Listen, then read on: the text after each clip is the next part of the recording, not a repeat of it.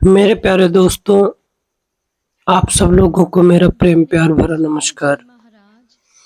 आप सब लोगों का मेरे यूट्यूब चैनल साखी वाले बाबा में स्वागत है।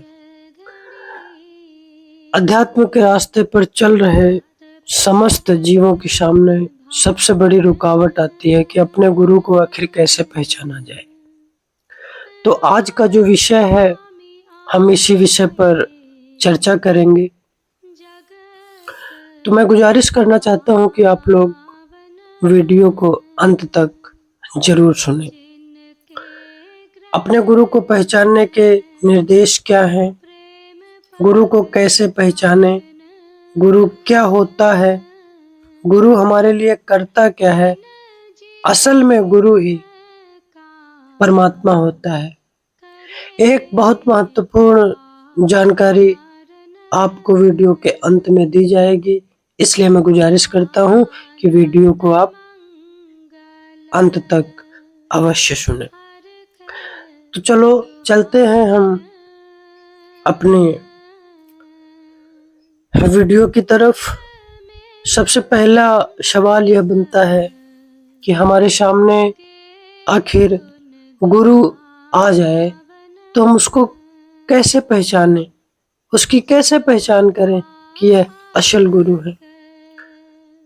जैसा कि पिछले वीडियो में बताया गया है, सारी घटनाओं से स्पष्ट है कि अपने पूर्व निर्धारित सद्गुरु की पहचान करने के पीछे कोई ना कोई रहस्य अवश्य छिपा होता है। राजा रहुगन, लास्ट वीडियो में आप लोगों को बताया गया था कि राजा रहुगन को कैसे पता चला कि पालकी ढोने वाला केवल एक कुशल वक्ता ही नहीं बल्कि आत्मज्ञानी महात्मा है। अपने विवाह समारोह के बीच में सहजोबाई कैसे जान गई कि उनका भविष्य संत चरणदास जी की शरण में व्यतीत होगा। संत नामदेव को तो बता ही दिया गया था कि उनके गुरु विशोभा खेचर जी हैं, परंतु उनसे मिलने पर भी वह उन्हें पहचान नहीं पाए, बल्कि उन्होंने विशोभा खेचर को डांट दिया। परंतु जब गुरु ने उनसे बात की, तब नामदेव के भीतर एक चिंगारी सी भड़क उठी। स्वामी विवेकानंद जी को अपने गुरु को पहचानने में बड़ा लंबा समय लगा, परंतु विचार करें फिर भी शायद वह यह बात नहीं बता पाए कि उन्हें क्यों और कैसे पता चला कि संत रामकृष्ण ही उनके गुरु हैं। हिंदुओं के धर्म ग्रंथों में शिष्य के गुरु से मिलाप के कई प्रसंग हैं जिनमें यह रहस्य शामिल है। फिर भी हिंदुओं के धर्म ग्रंथों तथा संत महात्माओं ने जिज्ञासुओं के मार्गदर्शन के लिए इस विषय पर कुछ निर्देश दिए हैं जो हम आपसे आगे साझा करेंगे। इनमें से यह स्पष्ट कर दिया गया है कि जिज्ञासु गुरु की आध्यात्मिक अवस्था की परख कभी नहीं करता।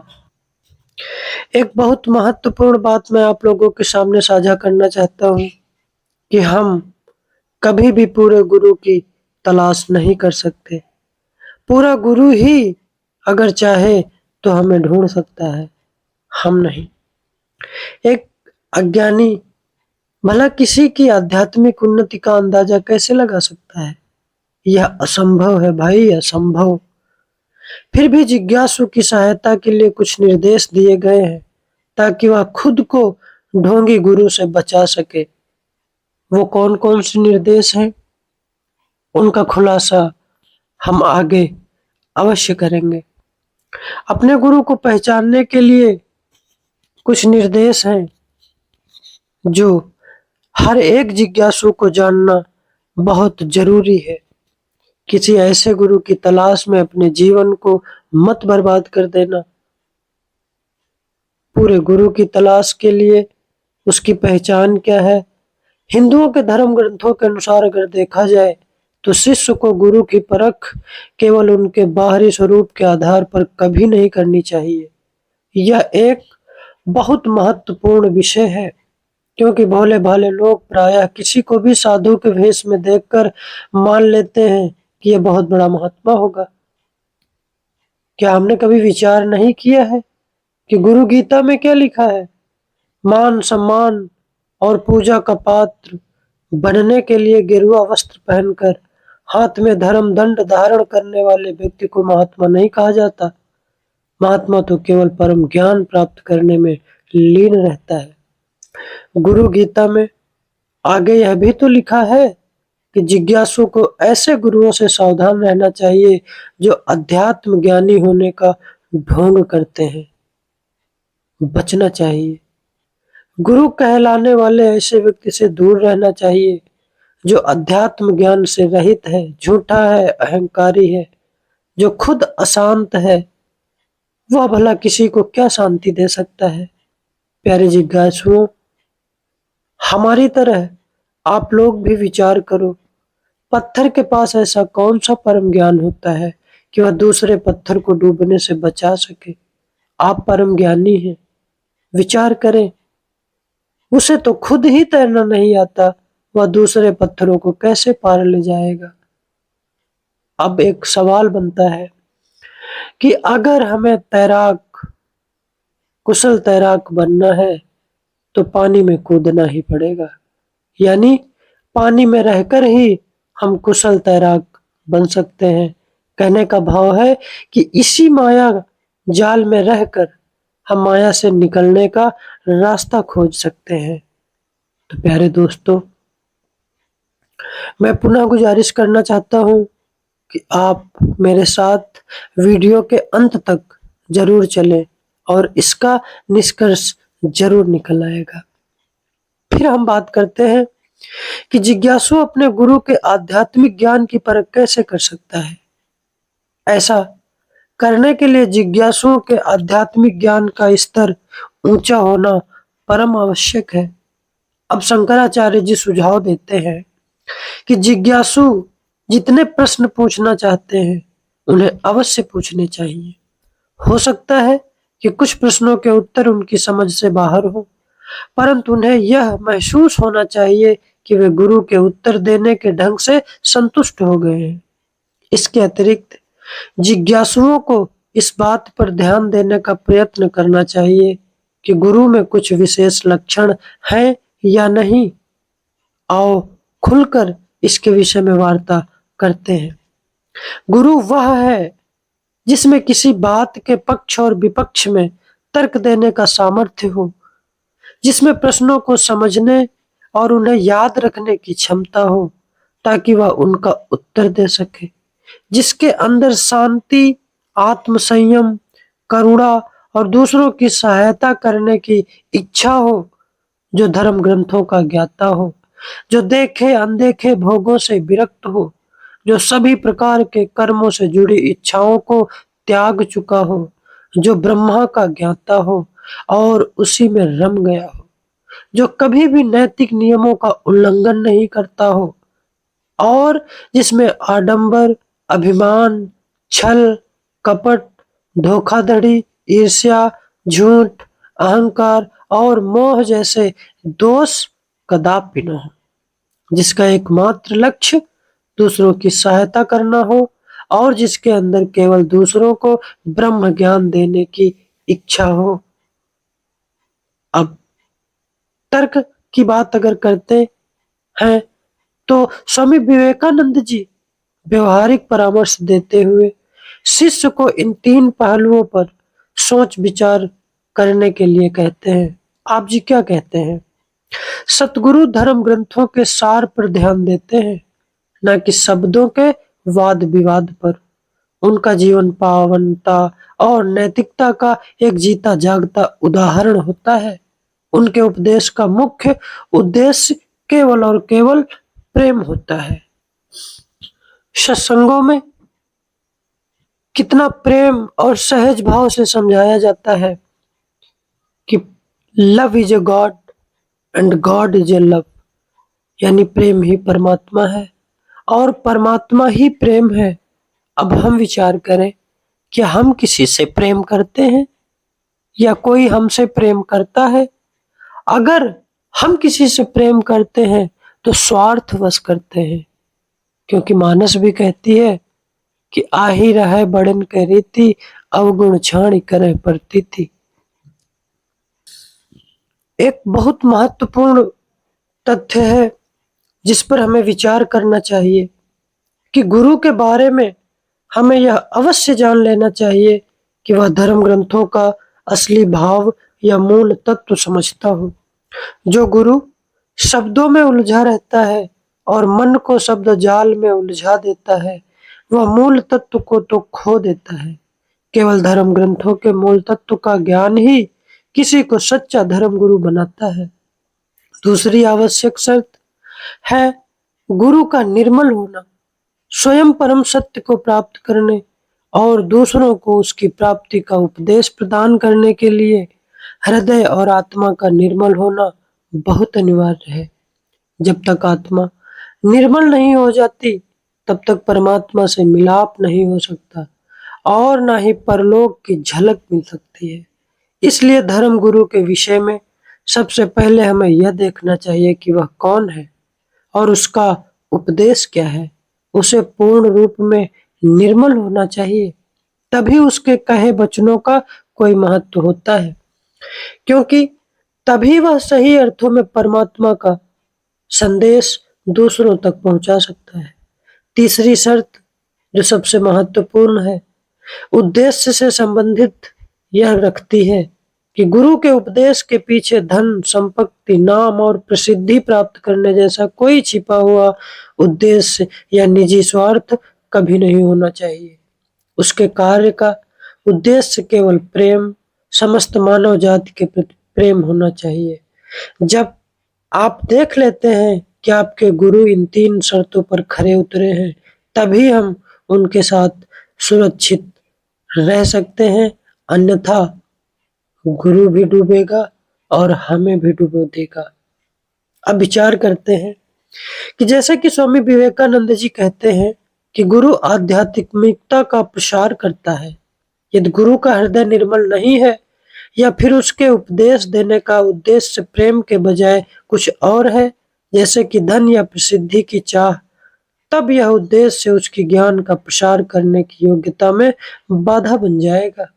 इसलिए सच्चे गुरु का उद्देश्य शिष्य इकट्ठे करना, प्रसिद्धि प्राप्त करना नहीं होता है, न ही लोगों को कोई नया उपदेश अपनाने के लिए प्रभावित करना होता है।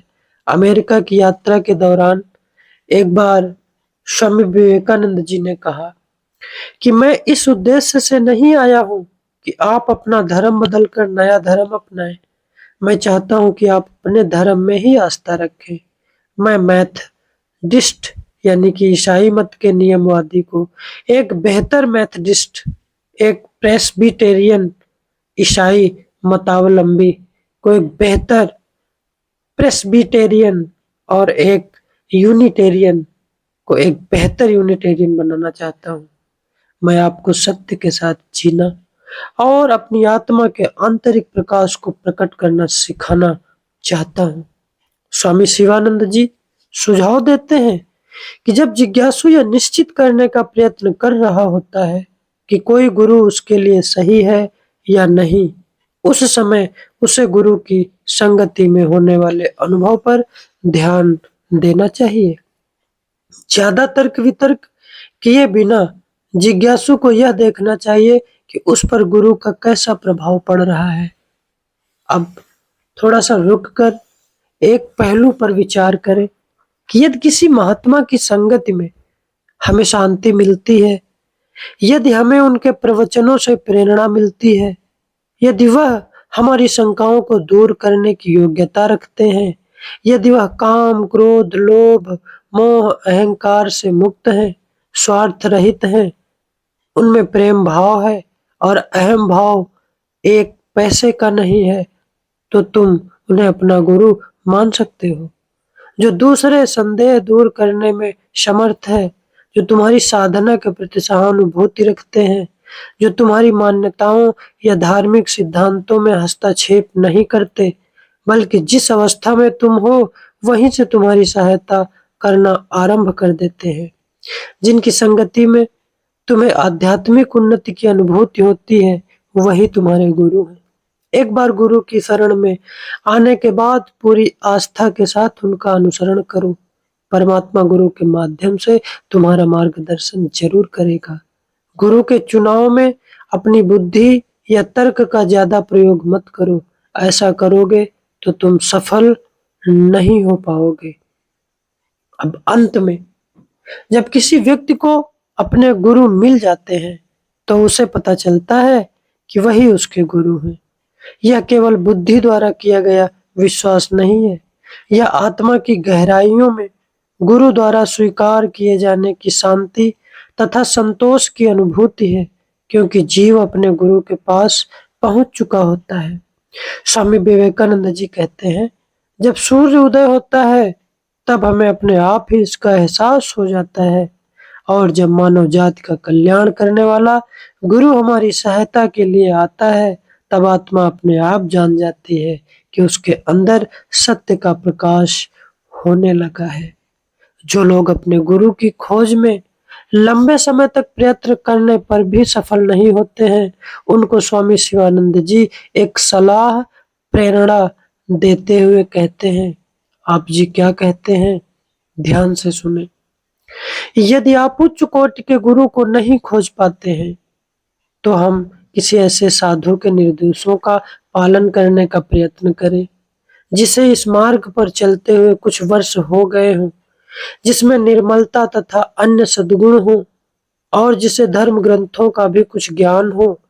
जिस प्रकार सर्जन की अनुपस्थिति में उसकी सहायक सर्जन रोगी की देखभाल करने में समर्थ होता है, उसी प्रकार दूसरी श्रेणी का गुरु भी आपकी सहायता करने में जरूर समर्थ होगा। अगर आपको दूसरी श्रेणी का गुरु भी ना मिले तो आप श्री शंकर दत्तात्रेय जैसे अन्य पहुंचे हुए संत महात्माओं द्वारा लिखी पुस्तकों में दिए उपदेशों का अनुसरण कर सकते हैं। जो साधक सच्चे दिल से खोज करता है उसे किसी भी रहस्यमय तरीके से पूरा सतगुरु सहायता जरूर पहुंचाता है। उचित समय आने पर परमात्मा रहस्यमयी तरीके से गुरु और शिष्य का मिलाप करवा देता है। विचार करने योग्य तथ्य है। दूसरे शब्दों में अगर इसी बात को कहा जाए तो स्वामी शिवानंद जी परामर्श देते हुए कहते हैं कि जिज्ञासु को कुछ समय तक उस आध्यात्मिक शिक्षक से सहायता लेनी चाहिए जिसने थोड़ी बहुत आध्यात्मिक उन्नति कर ली हो। यदि ऐसा शिक्षक न मिले तो जिज्ञासु को धर्म ग्रंथों और पूर्ण संतों की रचनाओं को पढ़ना चाहिए। इसके साथ साथ उसे अपनी तैयारी जारी रखते हुए सही समय की प्रतीक्षा करनी चाहिए। वह जिज्ञासु को विश्वास दिलाते हैं कि सही समय आने पर परमात्मा रहस्यमयी ढंग से उसे अपने गुरु के पास अवश्य ले जाएगा। अब सवाल बनता है कि गुरु की पहचान क्या है। हिंदू धर्म ग्रंथों में गुरु की भूमिका को स्पष्ट रूप से समझना आसान नहीं है। क्यों? क्योंकि हिंदुओं के धर्म ग्रंथों और संत महात्माओं ने गुरु की भूमिका का अलग अलग ढंग से वर्णन किया है। कहीं उन्होंने गुरु को मार्गदर्शक कहा है जो परमात्मा तक पहुंचाने के मार्ग को जानता है, और कहीं परमात्मा और शिष्य के बीच एक आवश्यक मध्यस्थ बताया है। कहीं कहीं उन्होंने गुरु को परमात्मा का प्रतिनिधि या स्वयं परमात्मा कहा है, और कई लोगों ने तो इस बात पर जोर दिया है कि गुरु को परमात्मा से अधिक महत्व देना चाहिए। क्यों?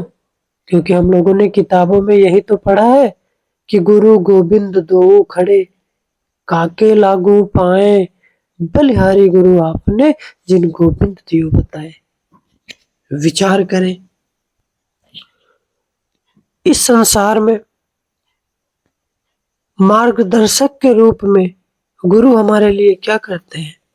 शिष्य गुरु को एक महान आत्मा समझ सकता है जो उसका मार्गदर्शन करने में समर्थ है, या वह उन्हें एक मित्र, बुजुर्ग, तत्वज्ञानी या आदरणीय मार्गदर्शक मान सकता है। सांसारिक और आध्यात्मिक क्षेत्र में संघर्ष करते हुए शिष्य की सहायता के लिए गुरु सदा एक सहायक की भूमिका निभाते हैं।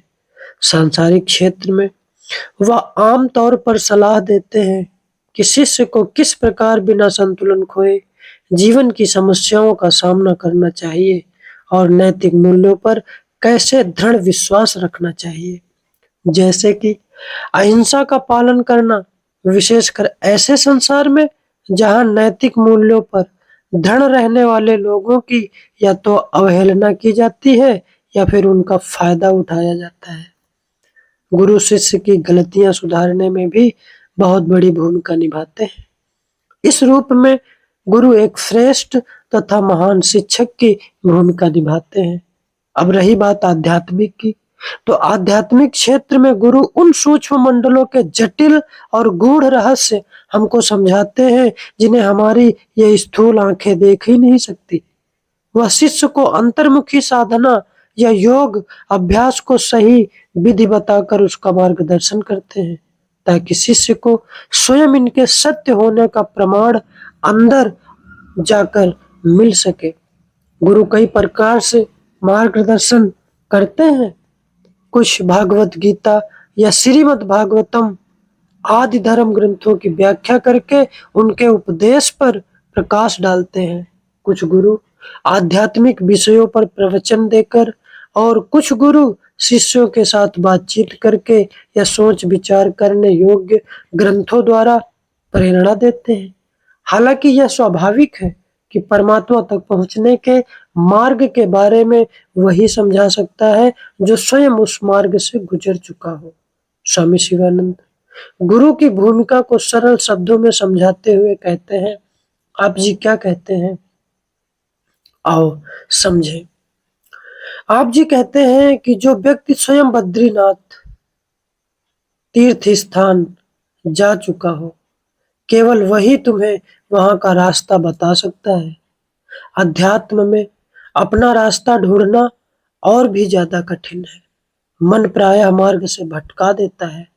गुरु मार्ग की बाधाएं और कठिनाइयां दूर करके तुम्हें सही मार्ग पर लाने में समर्थ है, और वह तुम्हें बताते हैं कि यह मार्ग तुम्हें मोक्ष की ओर लेकर जाएगा और यह रास्ता गुलामी की ओर ले जाएगा।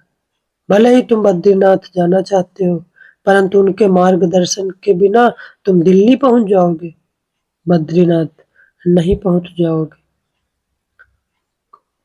प्यारे दोस्तों, मैं अंत में एक गुजारिश करना चाहता हूँ। मैं वीडियो का समापन कर रहा हूँ।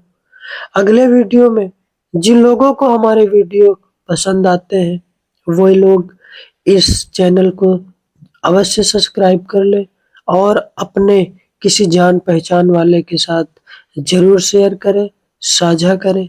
हम फिर आपसे अगले वीडियो में मिलेंगे एक महत्वपूर्ण तथ्य के साथ, और वह तथ्य यह होगा कि गुरु एक आवश्यक मध्यस्थ के रूप में हमारे सामने किस तरह आता है, हमारी सांसारिक मदद किस तरह करता है और आध्यात्मिक मदद कैसे करता है। इस विषय पर हम अगले वीडियो में आप लोगों के साथ फिर से चर्चा करेंगे। तब तक के लिए हम आप लोगों से विदा लेना चाहते हैं। मेरे प्यारे दोस्तों, भाइयों, बुजुर्गों, आप लोगों को मेरा प्रेम प्यार भरा नमस्कार।